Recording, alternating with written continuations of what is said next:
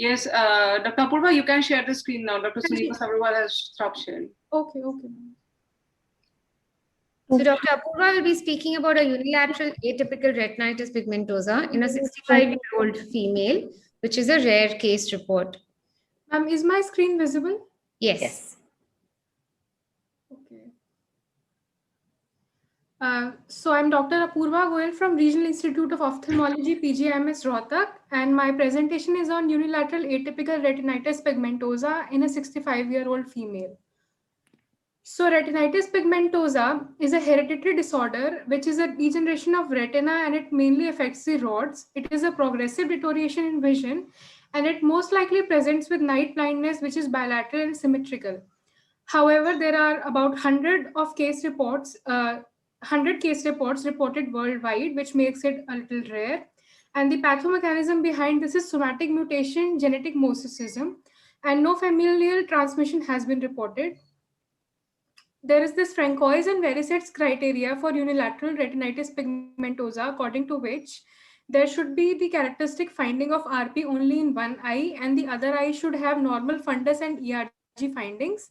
We also have to exclude other causes which might simulate RP-like changes, which are infections, vascular causes, and inflammatory causes.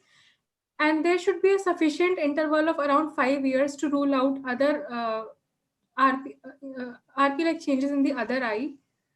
So our patient was a 65-year-old female with painless progressive diminution of vision in the right eye.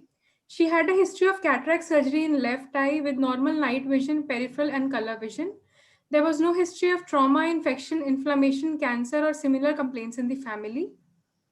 On examining the right eye, the BCVA was 3/60. The anterior segment had grade 1 senile cataract. The fundus showed pale waxy optic disc, arterial attenuation, and bony spicules in the superior retina. The visual fields had residual small central island of vision, and the ERG showed markedly diminished rod and cone response. The left eye findings were all within normal limit, and the eye was pseudophakic. So these are the fundus pictures. In the right eye, you can see the pale waxy optic disc, arteriolar attenuation, and bony spicules. So what next? In such a case, we should not do the cataract surgery because cataract is not a definite cause of loss of vision. The patient has to be counseled regarding the poor visual prognosis in the right eye, and the patient is advised to come for a long-term follow-up. We can also start vitamin A in such patients. However, the procarcinogenic effect of vitamin A is already known, so we did not start this in our patient. And the take-home message is that such patients should undergo 6-monthly follow-up for at least 5 years to assess the progression of condition and to see any similar changes in the fellow eye. And we also have to rule out other causes of similar presentation, which might be due to trauma, infections like chickenpox, rubella, syphilis, toxoplasmosis, measles, and CMV. Inflammation, retained metallic foreign body, vascular occlusion as in CRO, cancer-associated pigmentary retinopathy, and retinal toxicity, which can be drug-induced. Thank you.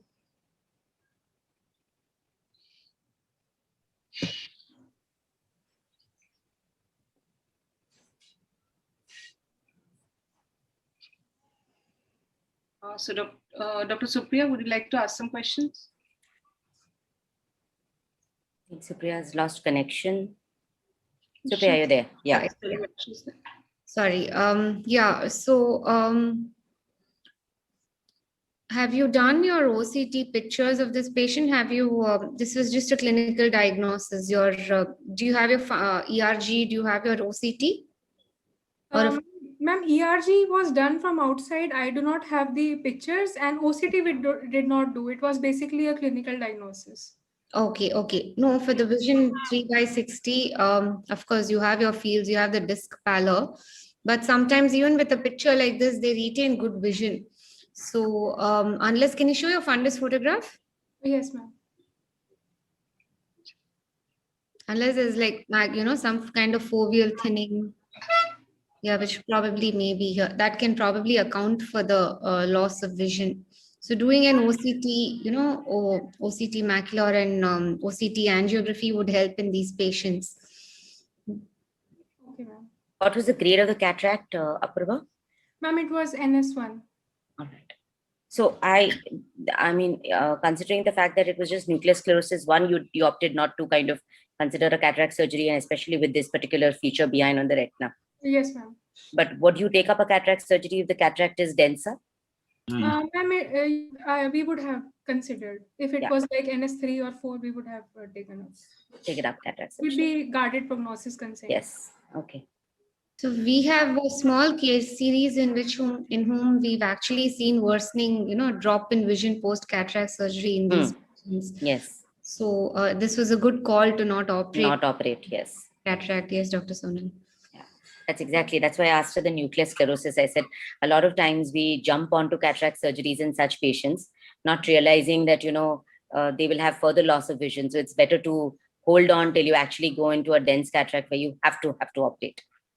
Right. Yes.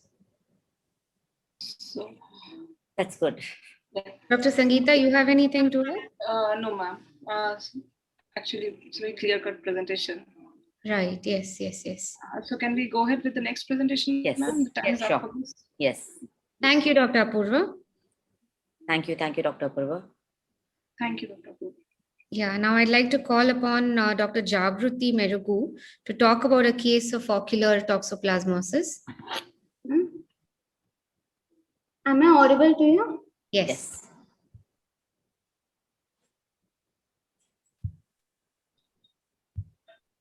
I think my screen is visible.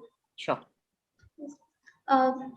Good afternoon, everyone. I'm Dr. Jagruti, second year postgraduate of NRA Medical College.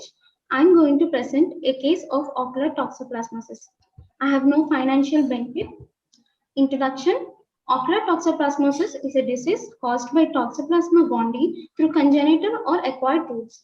Congenital is by transplacental hematogenous spread, which manifests as bilateral central retinochoroiditis, leaving scar, which is an incidental finding. Acquired infection is obtained through contaminated feces or soil, sporulated oozes, or by consuming undercooked meat or pork. Recurrent episodes of inflammation occurs when tissue cells rupture and release tachyzoids into normal retinal cells. Case report. A 21-year-old female presented with defective vision and floaters in left eye since 1 week. Her unaided visual acuity on the day of presentation is 6/6 in right eye and counting fingers at 1 meter in left eye, having no improvement with pinhole. On examination, her right eye was normal. In left eye, anterior segment was quiet and posterior segment showed vitreous cells of grade 2 and active retinochoroiditis lesion needed to old chorioretinal scar in the macular region. Fundus of left eye showed single grayish-white lesion with irregular margins of 1 disc diameter in size with inferior hyperpigmented area of half disc diameter above the fovea, suggestive of satellite lesion. Another isolated, well-defined, well-circumscribed lesion of hyperpigmented lesion of half disc diameter is seen temporal to the active lesion, which is suggestive of old chorioretinal scar. Linear streak-like folds are seen extending from the temporal margin of the optic disc to macula, suggestive of internal intramembrane folds. As the fundus pictures shows the classical fundus picture of toxoplasmosis, it is suspected and investigations of Toxoplasmosis gondii, IgG and IgM antibodies are done, which came out positive. ESR, chest X-ray and non-text test were done to rule out tuberculosis. Differential diagnosis include viral retinitis, tuberculosis, rubella, acute retinal necrosis, syphilis, and sarcoidosis. Treatment given is started with oral antibiotics 24 hours prior to steroids. Tablet azithromycin 500 mg once daily for 2 weeks and tablet sulfamethoxam plus trimethoprim in a combination dose of 800 plus 160 mg twice daily for 4 weeks and tablet prednisolone 40 mg in a tapering dose of 10 mg for every 5 days till it reaches 10 mg. Tablet omeprazole 40 mg once daily and then follow-up is done. This is the picture of left eye showing before and after treatment, showing hail lesion adjacent to the old scar. Visual acuity in left eye improved from counting fingers at 1 meter on day 1 to counting fingers at 3 meters with pinhole 636 partial on day 3. After 4 weeks, it is 6-18 partial, and after 8 weeks, it is 6-6 partial. Discussion. Ocular toxoplasmosis is a common cause of infective posterior uveitis in immunocompetent individuals with cats as definite host and humans as intermediate host. Acquired toxoplasmosis presents with satellite lesions and has headlight in fog appearance, which consists of focal necrotizing retinochoroiditis with overlying severe vitritis. Conclusion. Prompt diagnosis and early treatment improves vision, although it is a self-limiting disease. Thank you.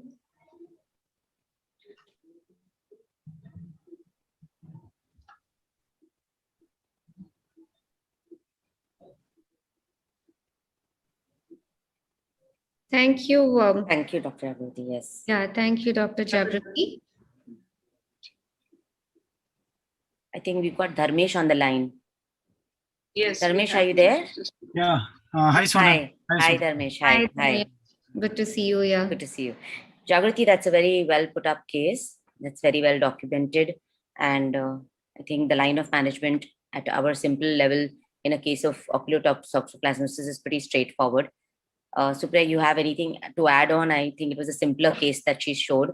And it was a straightforward treatment for that particular case. Though we've had cases of toxoplasmosis which have had a different variety of presentations also with severe vitritis, and this didn't have much vitritis. I think it just had a focal lesion which was very straightforward. Right. Yes.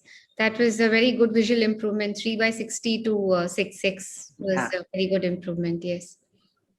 So, Dr. Jagrati, what do you think was the cause for the 3/60 in the beginning? Was it just the subretinal fluid around the lesion? Was it retinitis involved? There is vitritis, and along with fresh lesion is seen with fluffy margins seen at the posterior pole of the macula. Okay. Only thing that I thought was that the vision 3/60 didn't document for the lesion was not really involving the fovea. It was pretty far away. And the fundus picture also didn't show so much vitritis, Supriya. So yes, considering that fact, I think the vision was probably pretty less, compared to what the picture of the fundus picture that was showing. Absolutely. Was the fundus picture taken a little later, or it was the initial picture only, Dr. Jagrati? Initial picture, ma'am. Initial picture and later picture was also taken. Compared between the pictures before and after treatment. Okay, sure. All right. Can I make one comment, ma'am? Sure, Sunita. So I just want to ask Dr. Jagrati whether the immune status was done or not, because the reason of this question is normally we don't do in a classical toxoplasma case, many times we don't do immune status checkup. But in this case, the vitritis was slightly less than what we generally see in a toxoplasma case. So less vitritis means some kind of immunocompromised situation going on. So was something done? Was HIV tested or any other cause of decrease in immune status?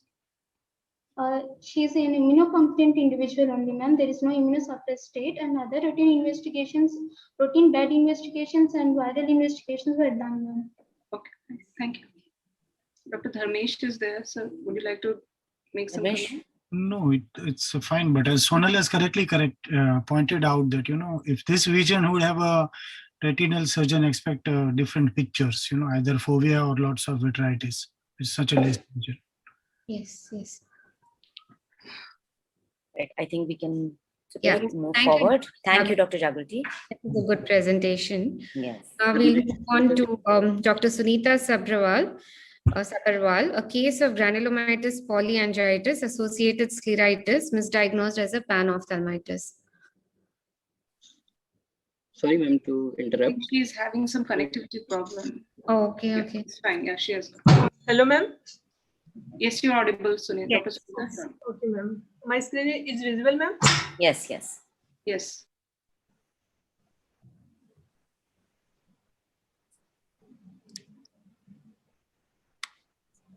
Good afternoon, everyone. So today I'm presenting a case of granulomatous polyangiitis associated scleritis misdiagnosed as panophthalmitis. So because of the diversity of ocular manifestations and the rarity of the disease, GPA presents a difficult clinical diagnostic problem. GPA may present with necrotizing scleritis and should be managed with aggressive immunosuppression to avoid the associated morbidity and mortality. So the ophthalmologist may play a significant role in its early diagnosis and treatment. So case history. So the patient was a 60-year-old female presented with sudden painful visual loss and photophobia in left eye since 2 weeks. And the base corrected visual acuity in right eye was 6.6 and left eye it was no perception of light. On examination, left eye had congested scleral vessels. Anterior chamber showed intense inflammation with perilenticular fluffy exudates, and vitreous cavity was full of yellowish exudates with subretinal exudation seen hazily with ophthalmoscope, whereas right eye was unremarkable. Sonography of left eye showed vitreous exudates, shallow retinal detachment, and periocular exudation around the optic nerve. So the diagnosis of infective sclerouveitis or panophthalmitis was presumed, and after that patient's CBC showed neutrophilia, and the patient CBC showed neutrophilia, and the ESR was raised. Patient chest X-ray showed a lung mass or large nodule in left lung. So intensive antifungal regimen was started with oral indomethacin suspecting pulmonary aspergilloma related endogenous infection. So after the pulmonologist opinion, C-ANCA was advised and it was significantly high, and CECT thorax and CECT orbit advised. CECT thorax showing left lung with thin cavitary nodule, and this is the CECT orbital picture which is showing periocular inflammation in the left eye. So diagnosis was revised to granulomatous polyangiitis. So patient was started on high dose intravenous steroid for 3 days, and single high dose cyclophosphamide was started with supportive topical therapy. Later the patient was shifted to similar oral therapy. 1 month later she had no pain, anterior chamber was clear, and scleritis has dampened with scleral thinning, but vision persisted to be low, and the lung mass had reduced considerably on sciagram. So currently patient is under regular follow-up with ophthalmologist and pulmonologist since 1 year with tapered oral steroid and cyclophosphamide and doing well. So discussion and conclusion. So granulomatous polyangiitis is a progressive with associated mortality if not treated timely. In total, 11% patient can have scleritis as initial presentation. So this case was marked by the severity of its presentation, leading to its initial diagnosis of infective etiology. So continued surveillance with clinical suspicion added by aggressive multidisciplinary interaction led to the accurate management, and the ophthalmologist may have an essential role in the early diagnosis and treatment of this disease. Thank you.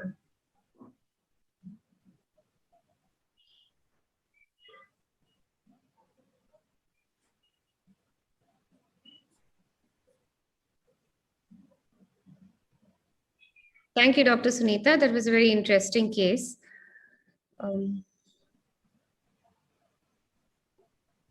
Thank you. Yeah, Sunita, that was an interesting case. But Sunita, what do you, what is the terminology granulomatous polyangiitis really mean or defined as?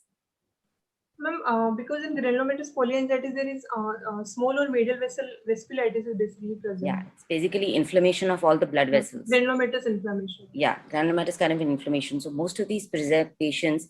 So I think if you do know that this polyangiitis, this typical terminology was initially known as Wegener's granulomatosis. If you actually Yes, know, ma'am. it was Yes, the ma'am. original terminology to this particular disease, and this disease mainly affects the ears, the nose, the throat, and the lungs of Yes. these patients. So if you see a kind of a generalized inflammation of the blood vessels, okay, especially when the patient has pain on movement of the eye, which is a very classic feature in most of these polyangiitis, which develops scleritis for our patients.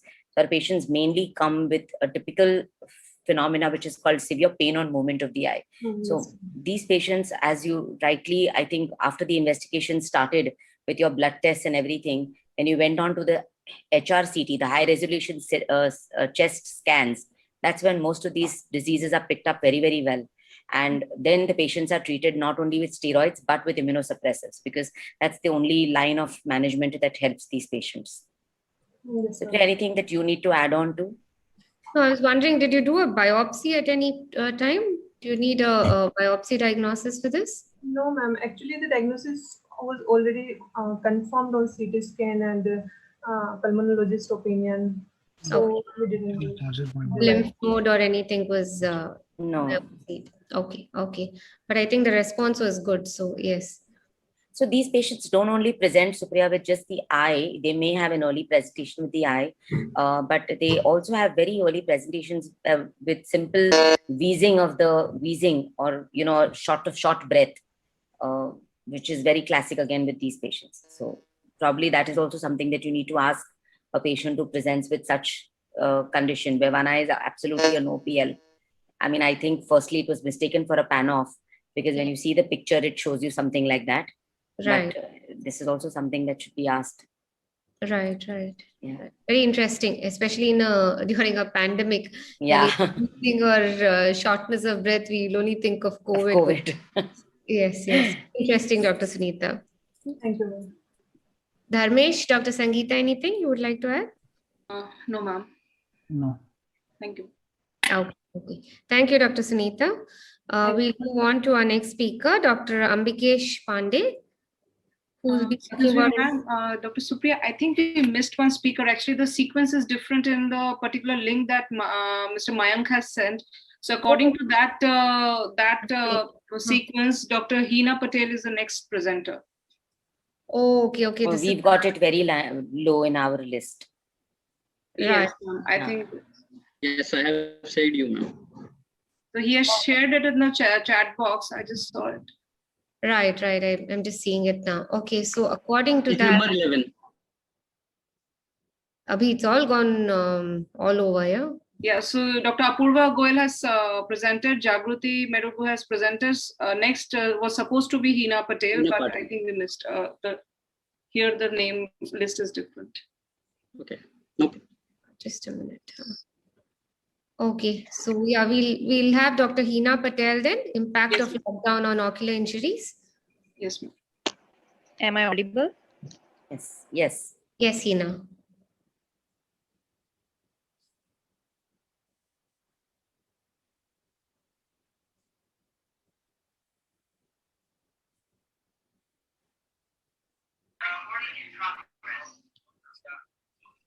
Good afternoon, everyone. First of all, I would like to thank AIOS Scientific Committee for giving me the opportunity to present. My topic is impact of lockdown on ocular injuries. Introduction. COVID-19 pandemic is a serious problem in current time across globe, leading to lockdown.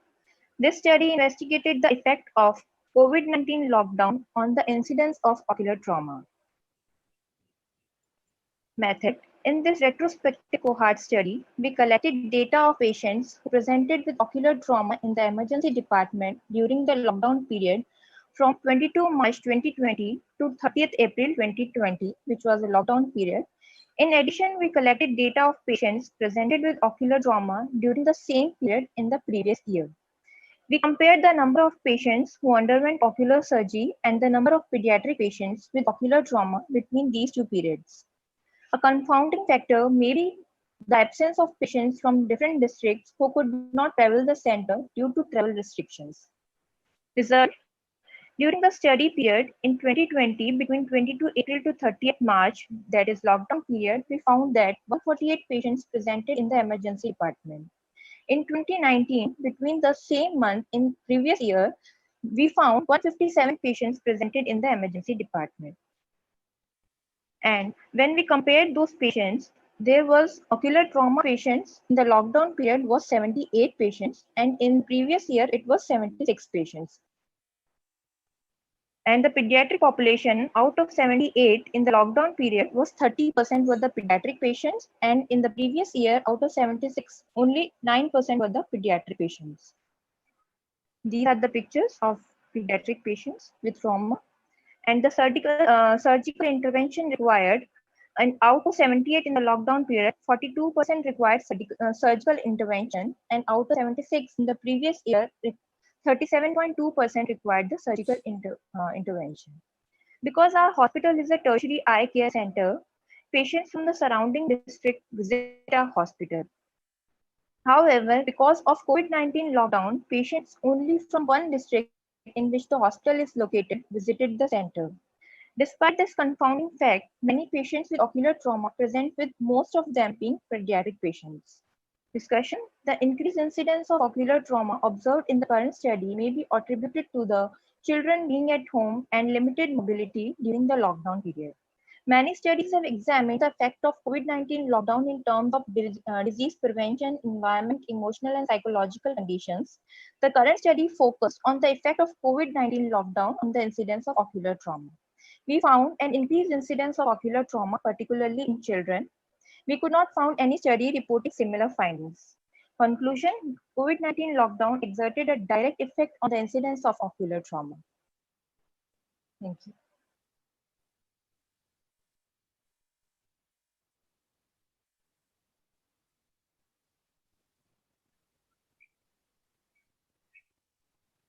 Thank you, Dr. Hina. That was very interesting to see. That's true. I think children being at home and that leads to more chaos happening among themselves, I guess. But have you divided the kind of traumas that needed surgical intervention, that needed, just medical management? Ma'am, the amount, the count number with the surgical out of 78 were the 40%, and the rest were the medical treatment patients. No, And what the most did you differentiate the kind of trauma, whether it was just a penetrating injury or a non-penetrating injury, something like that? ma'am, mostly were the wooden stick injuries, and it was the penetrating injury mostly. Okay. But quite surprising, no, being at home to have so many Yeah. injuries. I would probably think the reverse way, that because you're in the house, there'll be nothing happening. So I think probably this may be with children who are not having proper shelter, and because of the lockdown, being on the roads, and having a lot of, probably, I don't know, I'm correlating it in the other way, that I don't know if Sangeeta has anything to add on to it. Did you see the time of presentation? Did you note that, or was it an early presentation or late presentation? Because most of the times it is happening with all the retina cases, that or Yes. all types of cases, that the presentation is late. Yes. Because trauma time is the main thing, managing trauma. And Mostly usually, patients- have you found that is there any follow-up on traumatic endophthalmitis, what they develop? It is with the iris prolapse, or they have IOFB, or they are just a blunt trauma? Have you done any? Yes, sir. We segregated according to the surgeries required, and traumatic endophthalmitis were also found in few patients. So how different? Because of late, Sorry. No, go ahead, Sangeeta. No, was it because of late presentation or the kind of trauma? Yes, ma'am. It was because of the kind of trauma. The patients, due to the lockdown, it came from the same city mostly. So they came within 24 hours mostly, presented within 24 hours. Right. Checking how different this is from pre-COVID times. Like, is it statistically significant? The number of Yes. cases. Yes, ma'am. We compared it with the previous year, the amount of patient we got in the emergency department, and the number we found that it was different, and the frequency of patients coming in the lockdown period was more. So we thought of studying by correlating the months from lockdown and the previous year. Okay. I Thank think you, time is up, and we need Yes. to go to the next one. Thank you, Dr. Hin. Yes. So that was Dr. Hina. I'm going to look at the next person now. Ambikesh Pandey. Yeah, go ahead. No, I'm just trying to sort this out. Yeah. He's Is not here, Dr. ma'am. Ambikesh Pandey here? I think he's No, not. ma'am, he is not here. He's Yeah. not here. So I So think we go to the next one then. Yes, ma'am. Shall I go to the next one then? Yeah, VKH. Yes, VKH. Dr. Rija Anthony. Yeah. He's on. Are you there? Yes, she's there. Yes, ma'am. Yeah.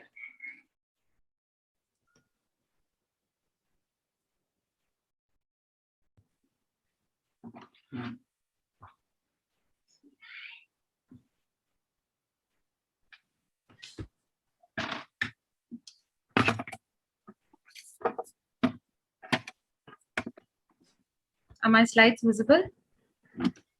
Not No, I yet. think not yet.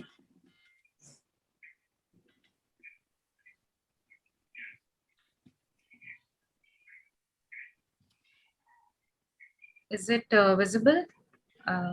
No, not yet. Your PPT is, it's not showing that, it's showing your images, and Okay. you'll have to open the PowerPoint.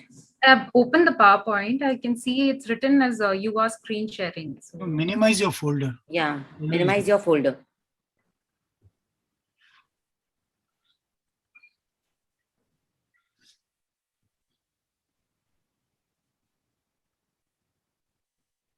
No, we've lost you. We're not seeing your screen.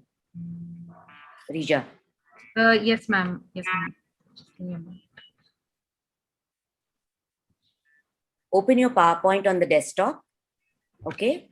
Yes, ma'am. And close all the other folders. So the minute you share your screen, don't share the desktop, share the opened PowerPoint presentation. From So in the meantime, when she is getting ready, I would like to request all the speakers to please keep your presentation ready on your desktop. my It will doctor be easier for you to change. Please don't call on this number. Thank you.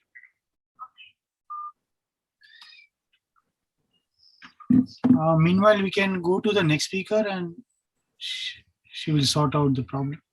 Yeah, I think that Yeah, can. I think that makes sense. So is Dr. Subhashri Karat ready? Yes, ma'am, I am. Yeah. So Can I she- share my screen? Yeah. Sure. Challenging and unusual intraocular and intraorbital foreign bodies. Are my slides visible? Yes. Yes, good afternoon. So today I'll be presenting challenging and unusual intraocular and intraorbital foreign bodies. I have no conflict of interest and no financial disclosures. The aim was to enumerate the outcomes and management of intraocular and intraorbital foreign bodies in some challenging scenarios. The first case was a 12-year-old boy who presented with a history of foreign body entering the eye when he was fishing. His visual acuity in the affected eye was counting fingers close to the face. And the anterior segment, this was the clinical image. So there was a fish hook with an entry wound and an exit wound. So the entry wound being at the 9 o'clock sclera medially, and inferiorly was the exit wound.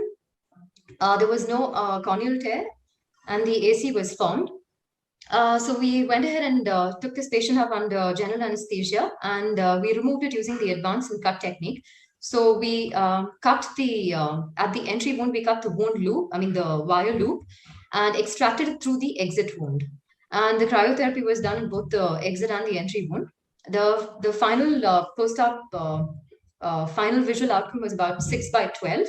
That was the best corrected. This was the CT scan, and this was the first post-op day with a dense hyphema. The second case was a 61-year-old male who presented with a foreign body entering his eye at his workplace when he was trying to cut a wire. His presenting visual acuity of the right eye was perception of light was present and the projection of rays was inaccurate.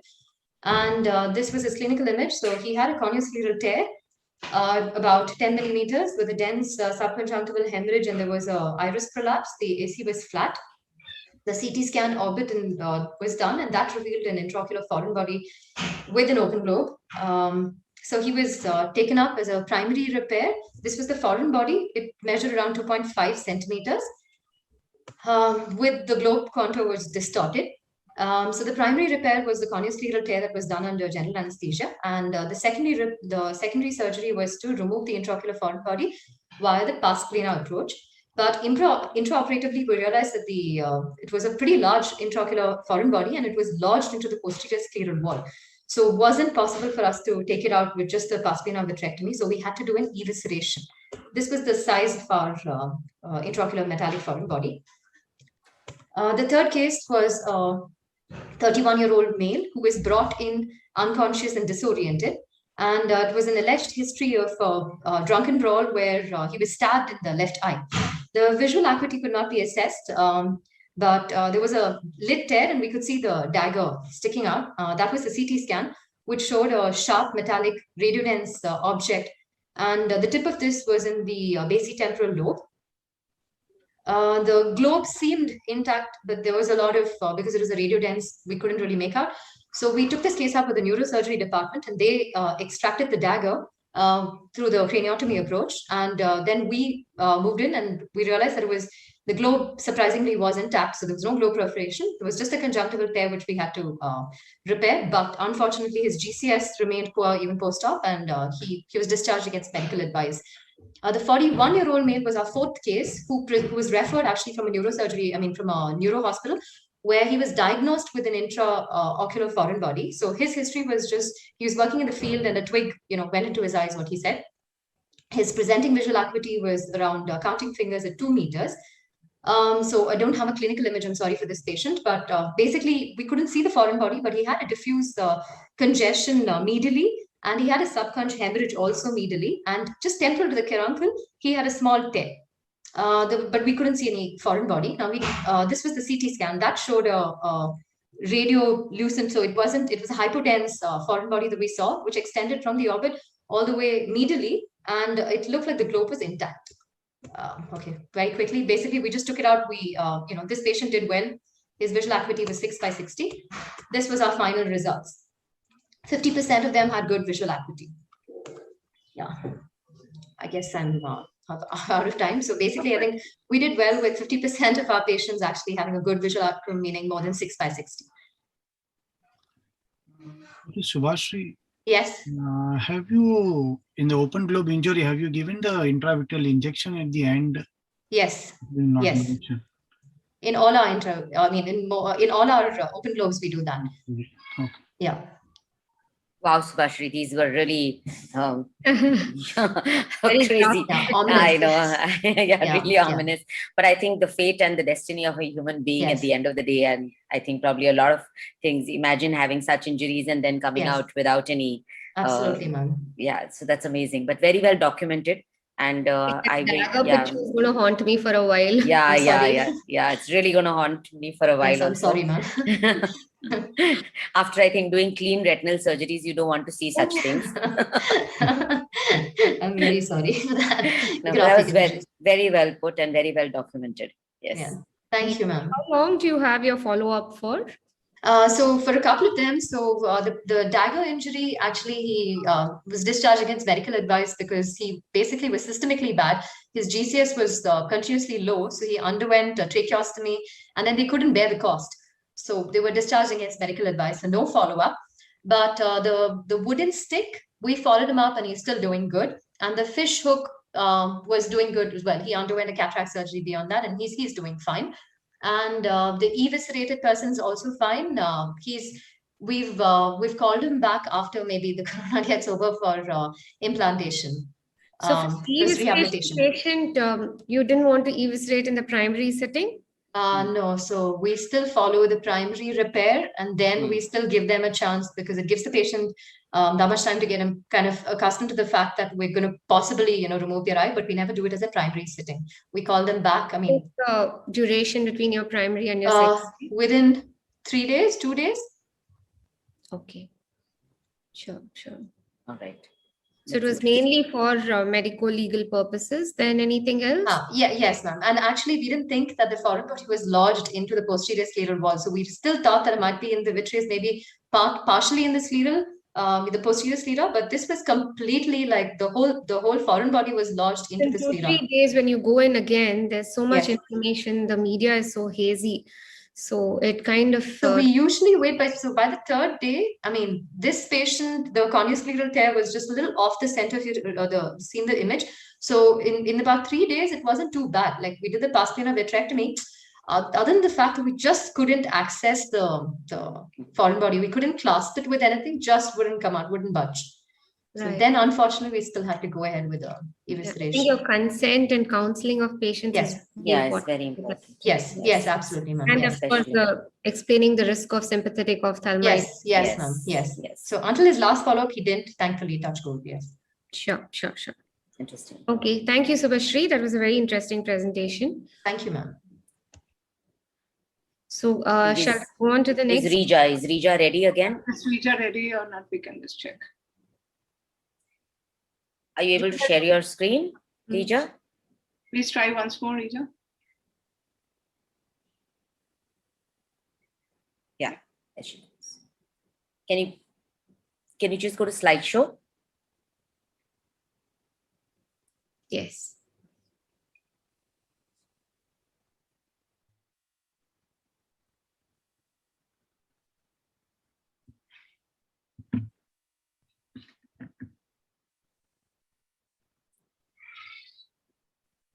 You have to unmute yourself. Dr. Yeah. Rija, you have to unmute yourself.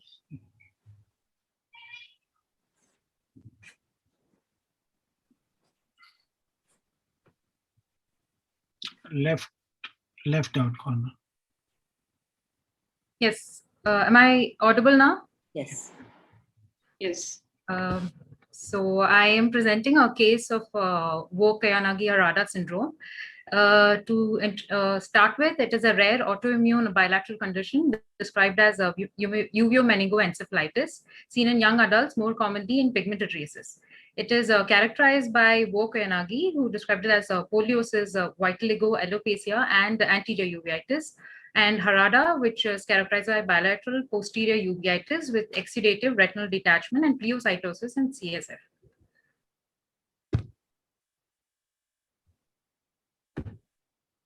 A 53-year-old gentleman presented with bilateral diminution of vision associated with fever and headache. His best characterized visual acuity was 1/60 in the right eye and 6/18 in the left eye. And for near vision, both eyes N18. Ocular examination showed bilateral conjunctival congestion with anterior chamber cells grade of 2 with fine keratic precipitates.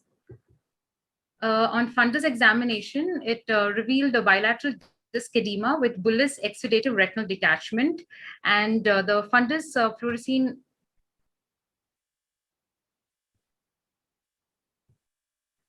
fundus fluorescein angiography revealed bilateral disc leakage with multiple areas of subretinal pooling over the posterior pole. B-scan showed increase in retinocoroidal thickness. And we had sent the patient for ENT examination. So it showed moderate to severe mixed hearing loss with perforated tympanic membrane in bilateral ears. Dermatological examination showed no specific signs. Patient was tested negative for HIV, hepatitis B antigen, ANA and ANCA, and blood culture showed no growth. MRI of the brain showed bilateral ethmoidal and right frontal sinusitis with bilateral masteritis. Patient was treated with intravenous steroids, intravenous methylprednisolone, 1 gram for 3 days, and we had followed with tapering doses of oral steroids. And after 1 year of when the patient presented, patient had come with a complaint of poliosis of eyelashes. And on further examination, on fundus examination showed sunset glow fundus with well-maintained visual recovery. Wicked syndrome involves a T-cell mediated autoimmune deregulation that targets melanocytic self-antigens. It usually affects the melanocytic tissue of the eyes, the CNS, inner ear, and skin of those individuals related to HLA-DRB1. The disease is characterized by a prodromal stage, acute uveitic stage, and convalescent or the chronic stage, and a chronic recurrent stage. Differential diagnoses include those other causes that may be that cause panuveitis and posterior scleritis with sympathetic ophthalmia, infectious choroiditis, and rarely intraocular lymphoma. Goal of treatment is to reduce the inflammation and prevent the relapse and avoid any complication that can cause poor visual prognosis. To conclude, I may say that VKH syndrome is a rare multi-system autoimmune disorder, mostly affecting the middle-aged patients around the 4th to the 5th decade. It requires early and aggressive corticosteroid management with immunosuppressive agent to prevent ocular complication, leading to poor visual prognosis. Thank you.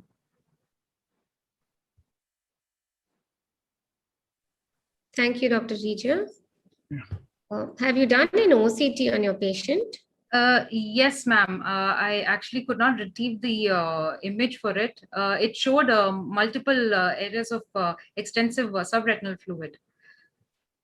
Okay, okay. Because OCT helps you, differentiate the different pachychoroid spectrum diseases. So, and to follow up also, how the fluid is resolving and things like that. The inflammation is subsiding. And also in these conditions, if the patients are in advanced stages, Rija, I think IV methylprednisolone is the first line of management. And they start with IV methylprednisolone, move to topical systemic corticosteroids. And today, as immunosuppressants are taking over as a first line of management in these cases, along with the steroid therapy, they've also tried newer drugs like mycophenolate mofetil and rituximab. which is, I think, gaining a lot of first line preference in such cases because it helps in restoring vision earlier for such cases. So that has been like a change. So initially we used to start with steroids, taper them down, and then introduce the immunosuppressive. But today immunosuppressives are coming in as first line of management with the steroids, especially in cases which involve a lot of posterior, uveitis with exudative detachments. Usually, Dharmesh? usually there's exudative detachment and posterior pole involvement. We can Yeah. immediately start IV steroids. So that's Yeah. correctly told. So, Right. Sangeeta, you want to add anything? Dr. Rija, for how many days the oral steroid was given? We started with IV methylprednisolone, 1 gram. After that, we had started tapering. We had started with 80 milligram for 1 week, and then we subsequently decreased started tapering the dose. Okay. But how So long many did you days is- continue it? Yeah, exactly the question. So How long? We continued for 3 months. So, Sangeeta, you need to Yeah, add on. sometimes you might need to continue it for 6 months. 6 Sometimes, months, like yes. few of my patients, they are on Yes. 5 milligram OD dose, and they're For- still there for 6 months because the moment Yes. we stop steroids, it comes back. Not sometimes, most of the times, I give around steroids for around 6 months. 6 months. Very yes. low dose, but I Yes. keep on giving. Yeah, that is the preferred practice, at least 6 months. Yes. I think some of these chronic patients themselves know when they step down from that 30 to Yes. 20, they'll say, Yes. yeah, Yeah. they Yeah, they're gonna come back and tell you. True. Yeah. True. And I think, you know what, this is kind of something that as we retinal surgeons have been practicing, Supriya, that a lot of our uveitis patients also, if we kind of treat them with low dose steroids over a longer period of time, when we put them on immunosuppressants like Imuran and all that, they start doing better and the number of recurrent attacks are much lesser. So I think there's an apprehension of using steroids, but I mean, you should not have it in such cases where we see a lot of features like granulomatous polyangiitis, the previous presentation. All these patients who have these features, I think steroids does become mainstay of treatment and they do go on for a good long time. Right. But it's essential to combine it with an immunosuppressant. like Yes, you said, yes, absolutely. Yeah. A lot of them become intolerant quite soon. So Yes. yes. for a longer period of time, immunosuppressants will really help. Right. Okay. Thank you, Dr. Rija. Thank you, for ma'am. the presentation. Next, we'll have Dr. Preeti Rekha Das to talk about ocular surface reconstruction by amniotic membrane transplantation in a case of Lyme injury.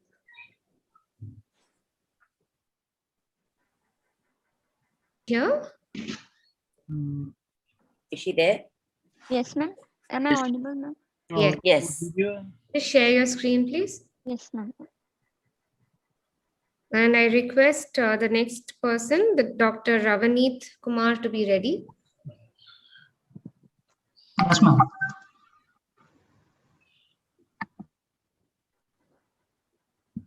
Ma'am, are my slides visible? Not yet. Not yet. You have to share You have to screen. share the screen. Yes, ma'am. Yes. See, there's a share screen button at the.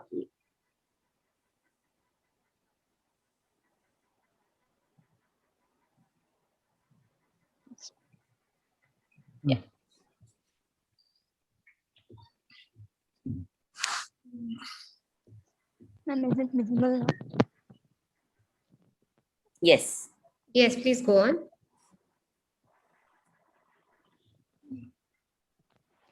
Good afternoon to one and all present here. I am Dr. Preeti Rekha Das, a postgraduate student from Assam Medical College.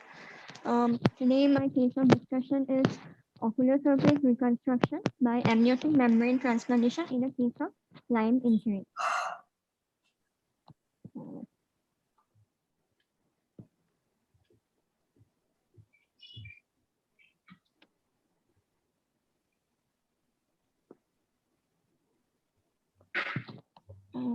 Actually, my slides are not. Yeah. Can you see an arrow on the left corner on your presentation, on the left side down corner of your presentation? Can you see any arrow there? There's an arrow there. I'm click here this desktop. Okay, yeah, it's Yeah. All right. So, ocular chemical injury is an emergency condition requiring immediate assessment and prompt management to prevent further damage and restore the normal ocular surface. Ocular injuries are more common and lead to more extensive damage to ocular structures than acid injury. The grading of the injury is done by Dumas classification and Roper-Hall classification. Chemical injuries are usually managed conservatively, but in severe cases, surgery is required. Amniotic membrane transplantation is an effective method of promoting epithelial lesion and healing.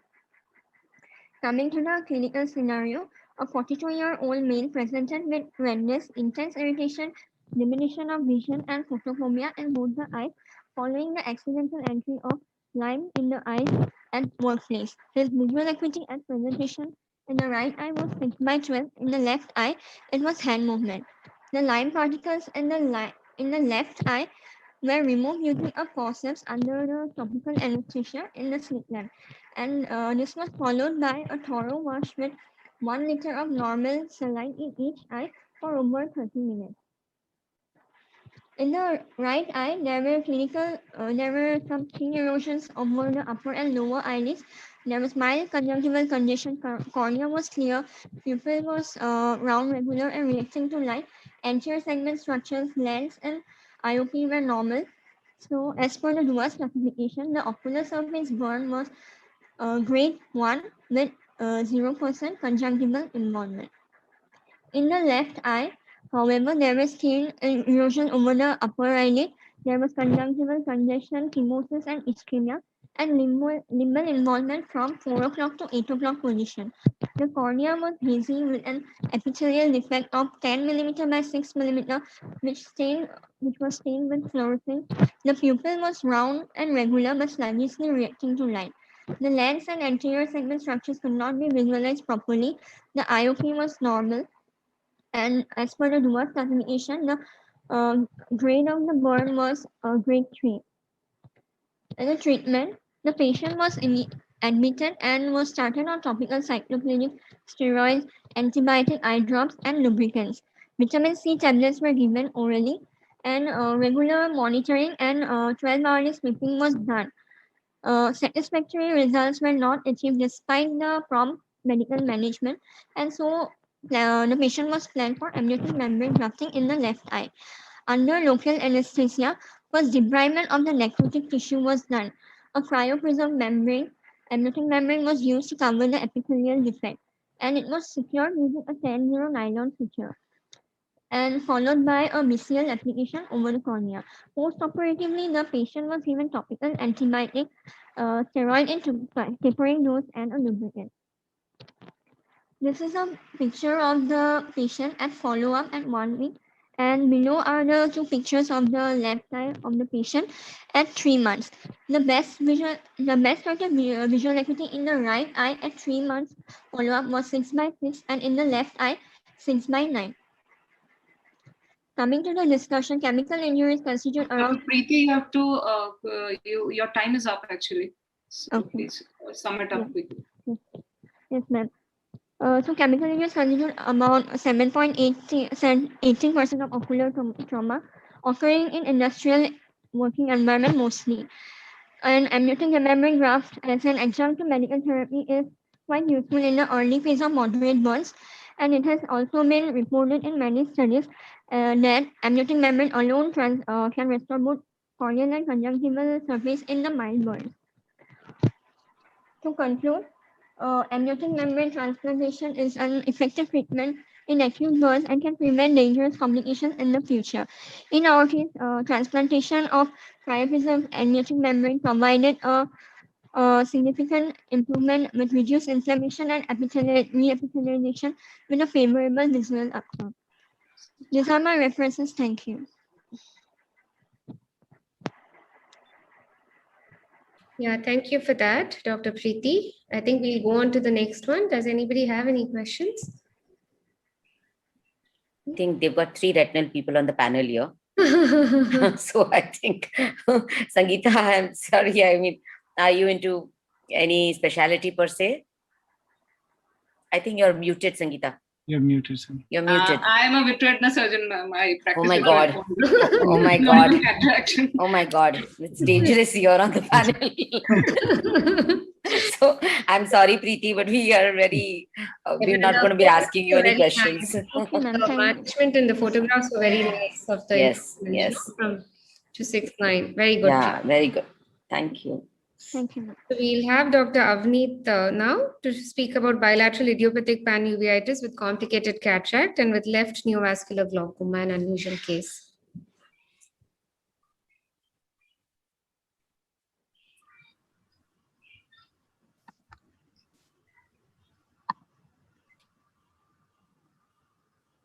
Ma'am, good afternoon, ma'am. Am I audible? Yes.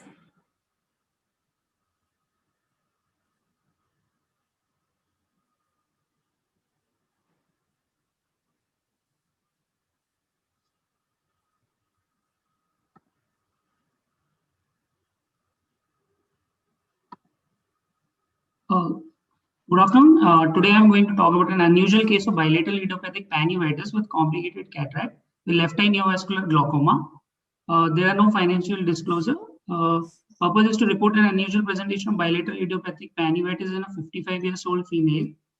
So a 55-year-old female came with the complaints of redness and pain in both eyes for 2 months, pain being dull aching type, continuous radiating to forehead and scalp with no aggravating factors, which relieved on medication and which was associated with diminution of vision after 1 week, which were progressive in nature, along with flashes of light, watering, and photophobia. However, there was no history of any prior ocular trauma or association with fever, evening rise of temperature, weight loss, cough, back pain, joint pain, or any oral or genital lesions or any rashes. There was no hearing difficulty, hair loss, or whitish discoloration of hair. On general physical examination, head-to-toe examination was normal. So on ocular examination, the head posture, ocular posture were normal with the parallel visual axis. The visual acuity at the time of presentation was perceiving hand movements close to face with positive perception of light and accurate projection of rays in both eyes. Both uniocular and binocular extraocular movements were full. The IOP was measured with non-contact tonometer, and it was 19 mm Hg in right eye and 7.5 in left eye on the day of presentation. However, after starting treatment, the IOP kept decreasing in right eye and increase in left eye, came down to 7.6 and 36 mm Hg in right and left eye respectively after 5 days. On anterior segment examination, there was a circumcorneal congestion with the slightly hazy cornea with the few mutton fat KPs. The anterior chamber was irregular in depth with grade 2 cells. There was loss of pattern of the iris in the pupillary margin. The pupil was, there was occlusion of pupillae, so pupil was irregular and non-reactive. However, the fundus could not be seen because of a complicated cataract. The lens was grayish white and there was a faint glow. Similar picture was seen in left eye. However, the size of the pupil was larger, around 4 mm in size, with irregular and non-reactive pupil. There was iris Bombay. The fundus examination could not be done due to faint glow, and the gonioscopy was done for left eye, and the superior and inferior angles were grade 2, and nasal and temporal angles were grade 1. B scan was done for both eyes, and we could see clumps of vitritis in both eyes. So the general investigations, all of them were normal with the VDRL, HCV, RA factor, ANA, Montus text, all negative. Urine and chest X-ray, sacroiliac joint X-ray, all were normal. So the treatment was started on a generalized basis with the tab prednisolone 30 mg ODs in the start, which was tapered gradually. Tablet acetazolamide 250 mg sustained release 2 times per day. Prednisolone acetate eye drops early was started, then tapered gradually. Timolol maleate eye drops in right eye and brimonidine plus timolol maleate eye drops 2 times per day in left eye. Atropine eye drops 4 times per day in both eyes. Tablet calcium and cholecalciferol tablets were given. So coming to discussion, common causes of panuveitis can be syphilis, TB, sarcoidosis, VKH, infectious endophthalmitis, and Behçet's disease, and they must be ruled out in all cases of panuveitis. No specific cause was found in this case, so the treatment was non-specific. The vision improved to counting fingers close to face in right eye and counting fingers up to half meter in left eye after 5 days. However, the IOP was high, and later the dorzolamide 2% eye drops were added in left eye and IOP came down on follow-up. The vision improved slightly in right eye over time, improving to counting fingers till half meter. So on conclusion, accurate diagnosis of the systemic association is the key in order to employ effective therapy of panuveitis. Achieving a successful outcome in patients requires quieting the inflammation with the minimal side effects of therapy, identifying and treating associated systemic conditions, preventing recurrence, and obtaining satisfactory visual recovery. Thank you. I forgot to tell there was neovascularization of iris near the pupillary margin at 2 to 3 places. And probably that was the cause of the high IOP in that eye. Yeah, I think you escaped our question by answering that, by mentioning that. What is the cause of it? Is it just inflammation? Yeah. So, Avneet, why did you start with only 30 milligram of prednisolone systemic? I mean, she was, her weight was very less, ma'am. So, I mean, still, around it will be 38 kgs. Yeah, so it's 1.5 milligram per kg body weight. So even if the patient is 40 kgs, you can still step up to 60 milligram in most of these patients to start off with. It would not cause so much of a problem because your 30 milligram systemic steroid really doesn't really have an effect on such cases with so much of bilateral panuveitis that is sitting there. So yeah, that's one particular point. Did you do HLA-B27? No, ma'am. She was actually admitted under free side, so they were not affordable. All right. So a lot of these investigations, like an HRCT chest and all that, were not done. No, ma'am. Okay. All right. All So which could be done under free side, they were done. Okay. So only the simpler ones like MANTU and the basic C-reactive protein, and that was done. And there was no confirmatory finding of So more so fitting into the uveitic. So a BDRL was also done? Yes, ma'am. Yes, ma'am. It was also negative. Okay. Rheumatologist was also shown, ma'am. They also had done their investigations from their side. Okay. They also told that it is mostly idiopathic only. Okay. And a lot of these patients of panuveitis, when you start them with anti-glaucoma treatment, it's been observed that the dorzolamide component works far better than the brimonidine component. So in fact, starting brimonidine timolol maleate as a combination, a dorzolamide timolol maleate is a much better combination in these patients to work with. I mean, there's no known particular cause per se, but the molecule does work better in such patients, which you add to later you added on dorzolamide to that eye, right, in the left eye. Yes. What do you think was the cause of the NBI in such a case? Ma'am, due to the chronic inflammation, as there is ischemia of the tissues, ma'am, there will be increase in the inflammatory cells and the vascular endothelial growth factors. So they can cause increase in the proliferation of blood vessels. Okay. Due to neovascularization, which slowly then leads to formation of glaucoma due to the fibrovascular membrane. But you said there was NBI in 2 clock hours, or? What did you say? You had said NBI in 2 clock hours. Yeah. Yes, it was around 10 at 2 to 3 places, ma'am. Actually, it was around 10 o'clock and 3 and 7 o'clock, ma'am. But the angle, the gonioscopy, the angles didn't show NBA, or the view was hazy? View was little bit hazy, ma'am. It was only grade 1 to 2 cells, ma'am. We could not see blood vessels. Did you follow up this patient? Not cooperative, so we couldn't do it like properly. Did you follow up this patient over after your treatment started? Did the eye quieten down, and did you plan anything further for this patient?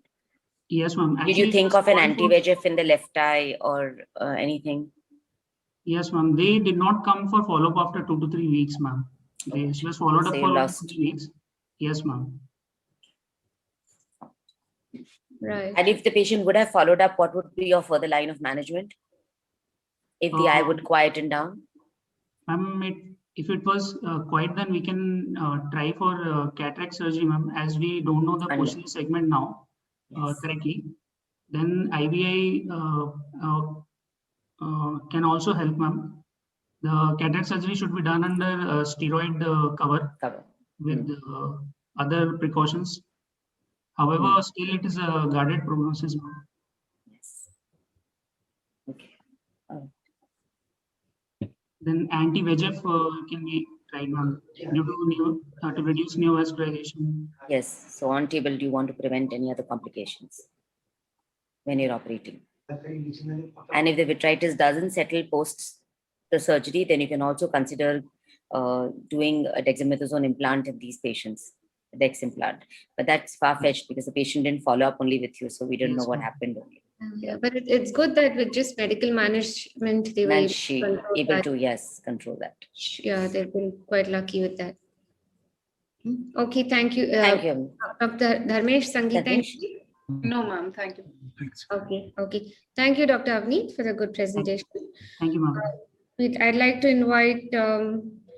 Meenakshi now to speak about a retinal arterial macroaneurysm challenging cases.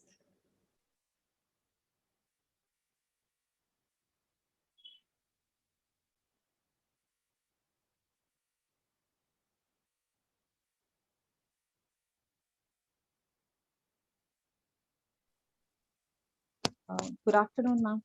Is my screen visible, ma'am? No. Now. Is it visible now?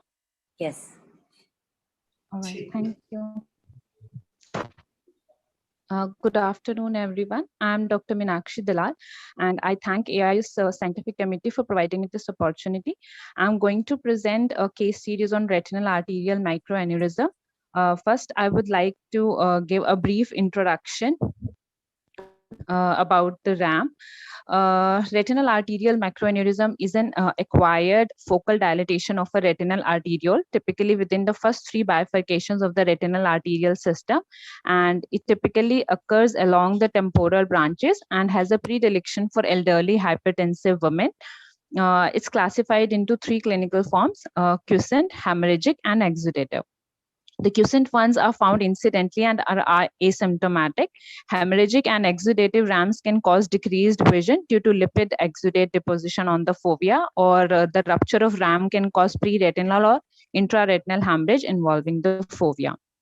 Although various treatment options like laser and anti-VEGF agents and combination therapies are being tried, there is still no established treatment protocol regarding it.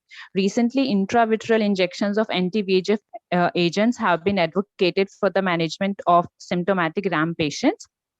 In our paper, I'm going to describe clinical characteristic and treatment outcomes in 3 symptomatic RAM patients which were treated with anti-VEGF agents.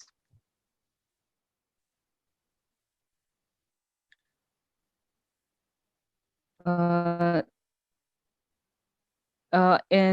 this is the first patient. In all the 3 patients, they presented with the diminished and the detailed medical history with a complete eye examination. Anterior segment examination on slit lamp was done along with intraocular pressure measurement, and a detailed fundus examination was done along with OCT and FFA was done in the patients. The first patient was a 71-year-old female. She was both diabetic and hypertensive, and she presented with finger counting at 1 meter in her left eye. As you can see, there was this retinal arterial macroaneurysm present in the superior temporal quadrant, and on the macula there was exudation, and inferiorly there was a pre-retinal hemorrhage present. The OCT, the optical coherence tomography, showed the retinal detachment. The fundus fluorescein angiography and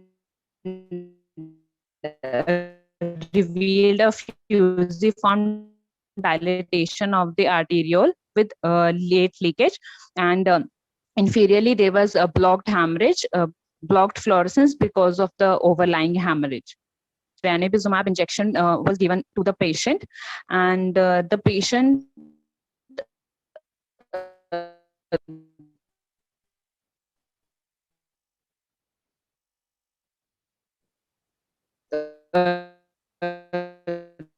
Dr. Meenakshi, we can't hear you.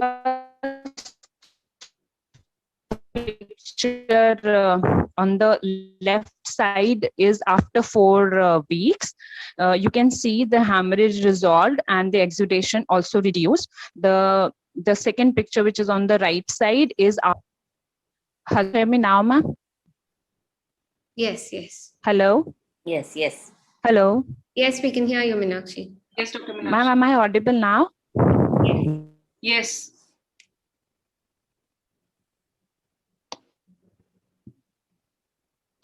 What just happened? I think there's some Actually, problem with the she connection. And Yeah, I think she. got disconnected actually. Yeah. So we can go go to the next to the We can next. go to the next year. Yes. We are little running also little short Yeah, with we are, time. yes, ma'am, yes, ma'am. Okay. So then let's call Dr. Sugnesh to speak about management of a case with a subluxated IOL and CTR with a retinal detachment. Ma'am, is my screen visible now?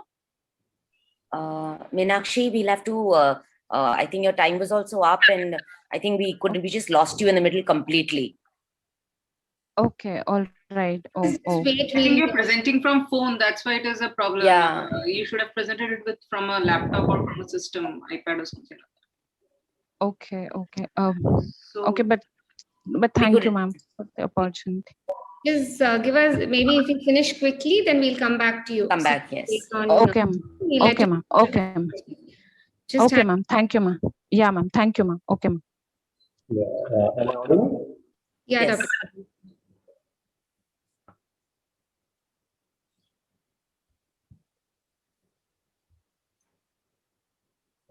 Is my screen visible? Yes, please continue.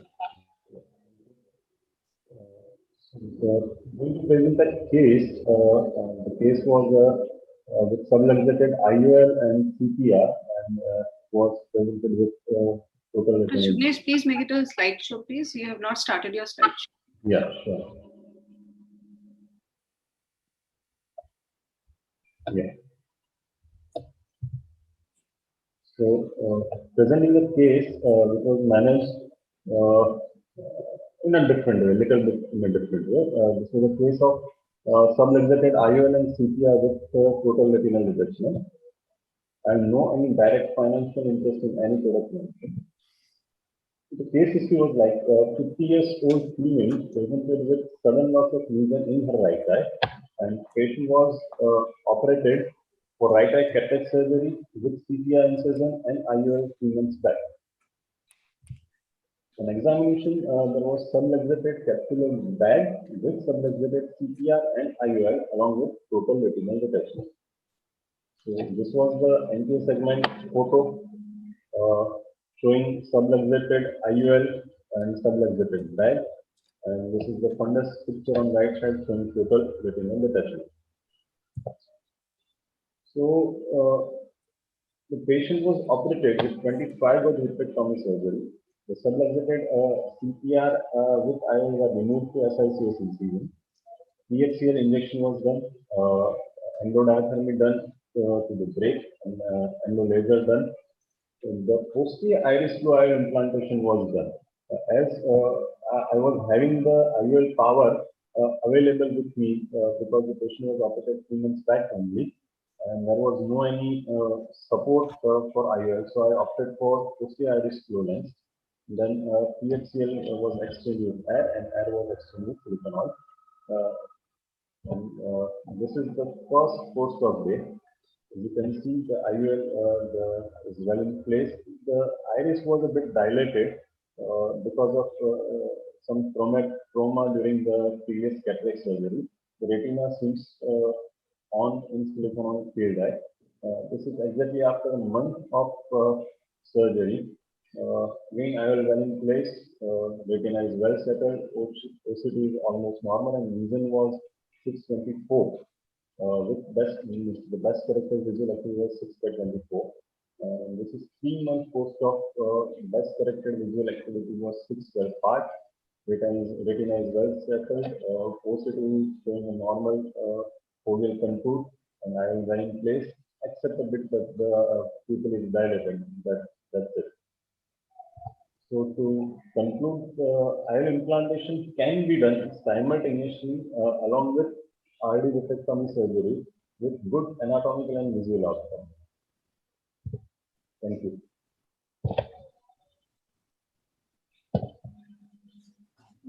Very nice presentation, Dr. Sugnesh. So do you do you routinely do this? IOL implantation?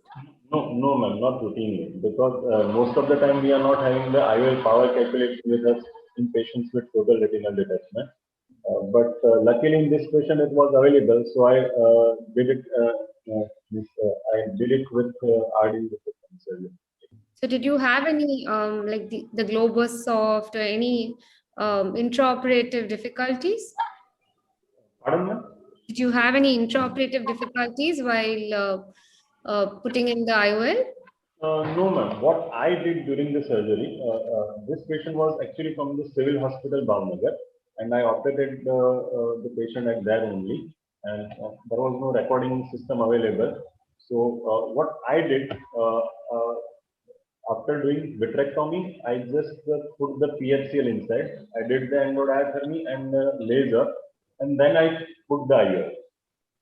So during that period of time, the retina was quite well settled, and the things were quite easy for me to insert the IOL and tuck it with the posterior surface of the iris.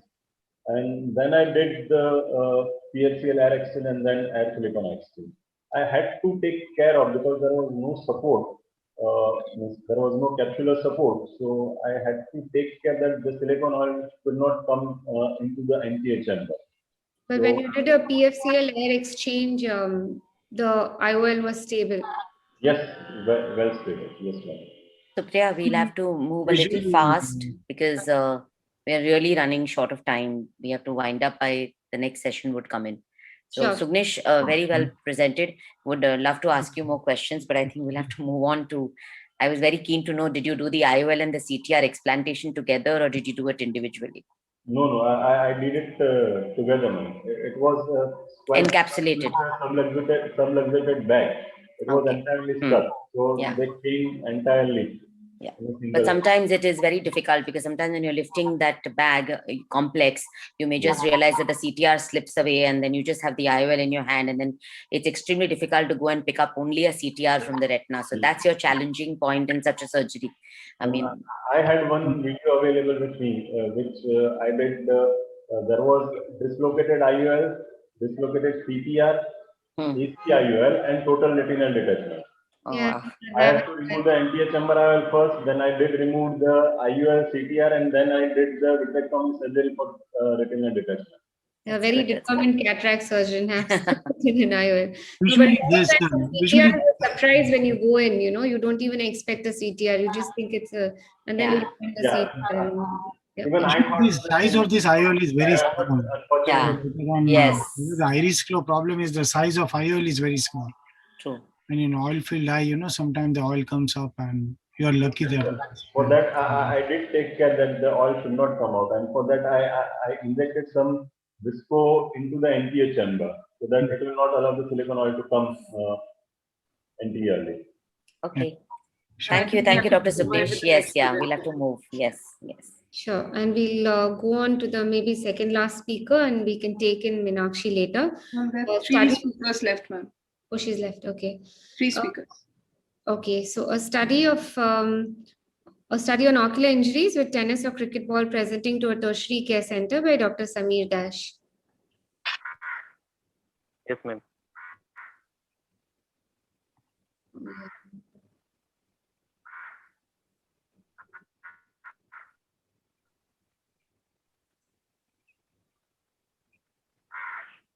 Is my screen visible, ma'am? Yes. Hello? Hello? Yes, visible. Is visible, ma'am? Yes. Yes, it is visible. Yes. Thank you, ma'am. Thank you. Respected judges, today I'm going to present about a topic on a study on ocular injuries with tennis or cricket ball presenting to a tertiary care center. Now coming to the topic proper, as we know, ocular trauma is a major cause of monocular visual impairment and blindness. And then trauma can be open globe injury or closed globe injury. In closed globe injury, it can occur by the stick, stones, cricket ball, or blunt objects.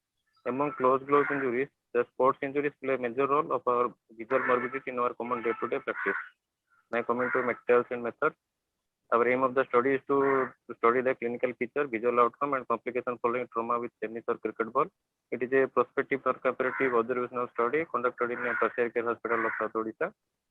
It conducted from January 2018 to December 2019, and it included patients who were presented with tennis or cricket ball injury either while playing or by bystanders.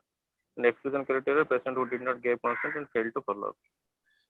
76 eyes of 76 cases were included in the study. We presented with injury with a ball while playing or by different modes of injury by ball. In all cases, age, gender, time since injury, and presenting vision and detailed ophthalmical examination was done. On the basis of findings, maximum patients were managed conservatively medically, and few patients went for surgery. And the final visual vision was noted on the follow-up visits on the first, third, and 6 months. Now coming to observation results, in our study we found that maximum 97% cases were male and 3% cases were female, and the age of presentation was less than 30 years in 79% of cases and more than 30 years in 21% of cases. The time since injury to the time of presentation time to the hospital within 24 hours is 19.73%, and 47.36% is presented within 24 to 72 hours of injury, and 32.89% patients presented with more than 72 hours of injury. And the presenting VA was more than 6/18 in 52.63% of cases, and in the 6/18 to 6/16 23% cases, and less than 6/16 18.42% of cases. On the follow-up subsequent visits, and the final VA was more than 6/18 in 73.68% of cases, 6/18 to 6/16 15.7% cases, and less than 6/16 10.5% cases. These are the common ocular findings we noted, and the common ocular findings was the eyelid edema and congestion, which was noted in 81.57% of cases. And the next finding was the subconjunctival hemorrhage, which was noted in 26.3% of cases. Now coming to discussion, in our study, among the total cases, 74 cases were male and 2 cases were female. So the most common age group were below less than 30 years, that is 79%, which is similar to the studies by the Elman et al. And Horn et al. Study. 19.73 cases were presented within 24 hours of injury, 47.3% cases within 24 to 72 hours, and 32.89 cases were within more than 72 hours of injury. The lead edema and congestion was the most common finding, that is 81.57% cases, and subconjunctival hemorrhage were noted among 26.3 cases. Presenting vision improved in many cases after medical and surgical management. And the most common causes leading to diminution of vision was posterior segment involvement, which is similar to Horn et al. Study. The poor visual outcome were due to the retinal detachment, choroidal rupture, or vitreous hemorrhage. Now coming to conclusion, the injuries were due to cope and contra-cope resulted from a tennis ball, which is softer in comparison to other blunt objects, leading to glove rupture and penetrating injury. The final visual outcome depends upon the presenting vision, time of presentations in injury, presenting clinical finding, and type of intervention. Posterior segment involvement leads to poor vision at the presentation and poor visual outcome. So taking precautions during sports and awareness is the best way to prevent ocular injuries. These are my references. Thank you. Thank you, Dr. Sameer. Shall we move on to the next presentation? Supriya, Yeah. I have another IC, so I have to leave now. Okay. Sure, Dharmesh. And I'll just Sure, Dharmesh. Sure. Yes. Bye, Thank you. Dharmesh. Yeah, bye, Surya. Bye. Later. Yes. Supriya, let's move ahead. Let's move ahead. Thank you, Dr. Sameer. Now we'll move on to the next speaker, Dr. Aditi Bhosle, to speak about an intraocular foreign body. Sorry, doctor, she is not here. She's not here. Yeah. So Okay. We'll move on to Dr. Shriyansi Biswas. Yes, Shara. Yeah. Autofluorescence pattern and refractive error found in CSR.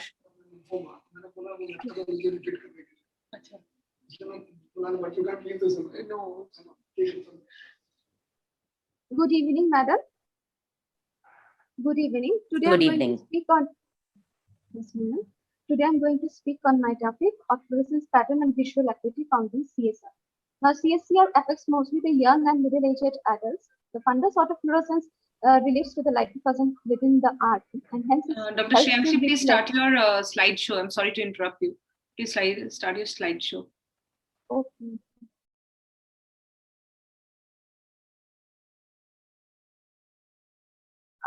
Good evening.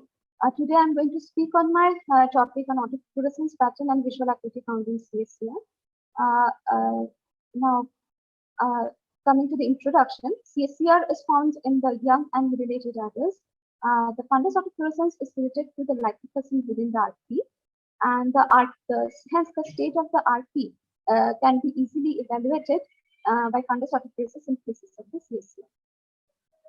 Now, the causes of the hypoautofluorescence in CSCR is the subretinal fluid accumulation, focal leakage area, and damaged RPCs.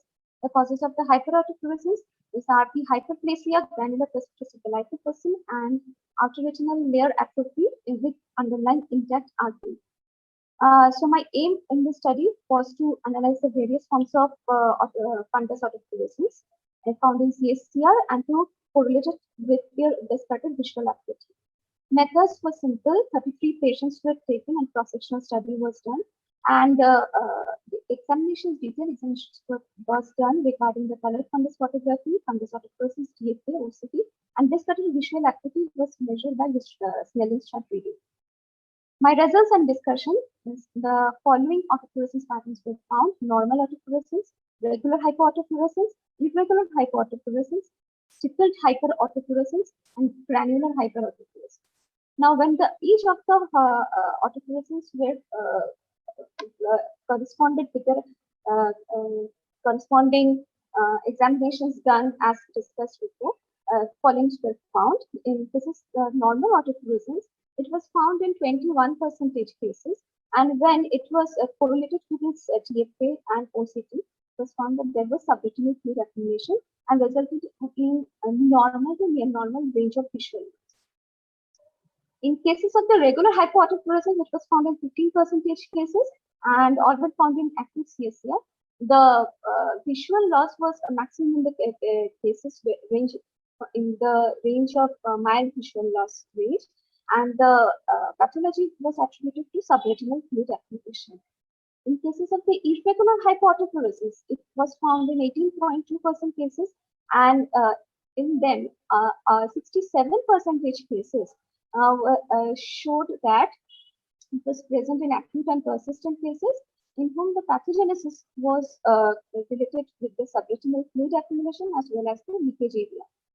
But in the rest, 33.33% cases where it was found in chronic CSR, the pathogenesis was attributed to the RP atrophy due to the window defects found in the DFA. In both the forms of irregular hypoautofluorescence, the visual loss ranged into the moderate range of visual loss. Now, in the cases of stippled hyperautofluorescence, it was found in 27% cases, but a striking thing was found here that 67% cases of the stippled hyperautofluorescence had moderate range of visual loss. Now, the pathogenesis when evaluated was seen that there was outer retinal layer atrophy with underlying subretinal fluid, but the RP was intact. And the rest 33% had a mild visual loss, and the pathogenesis when evaluated, it seemed that there was RP hyperplasia. Granular hyperautofluorescence was found in 18% cases. There was granular deposits of liposuction in the SRF, and it ranged to mild loss of visual loss. And similar article was found in the central serous chorioretinopathy, current update on pathophysiology and multimodal imaging. So I conclude that fundus autofluorescence being a non-invasive tool is very important to assume possible visual acuity outcomes.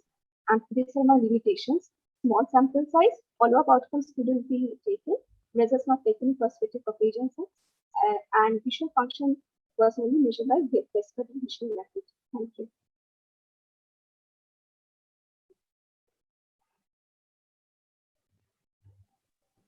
Thank you, Dr. Biswas. That was a very nice presentation. Any questions from the panel, or we'll move on? Yeah, we'll move on. That was good. That was very nice presentation. Yeah. We'll move on to the last speaker for the day. Rare case of retinitis pigmentosa, unilateral case by Dr. Gaurav Relhan. Dr. Relhan is not here, ma'am. Oh, okay. Okay. Yeah. Then we finished to make time. Yeah, so we very good. Yeah, Yes. we finished Thank you exactly so on much, time. doctors. Yeah, so I think we really finished on time, and Dr. Meenakshi's apologized because her Wi-Fi is also not working. So I think we can't get her back onto finishing her presentation. Right. Right. Yes. Right. All right. Thank you to all the speakers. I think very well done from all of them. Interesting cases that were put up. And thank you, Supriya, and thank you, Sangeeta. Thank you, ma'am. Thank you so much. Thanks. Mayank, for- Mayank, thank you. Can we exit the meeting, Mayank? Yes. Mayank? I think he's in mute. Okay, Yeah. John. I think we'll just let him know so that we can let him know that. Mr. Mayank, can we leave? Yes, ma'am. We can go. Okay. Okay. Thank you. Thank you so much, Thank you. everyone. Thank you. Bye, Sonal. Bye. Bye. Bye. Thank you. Thank you. Nice meeting you, Dr. Sangeeta. Nice meeting you. Bye. Bye. Bye. Thank you.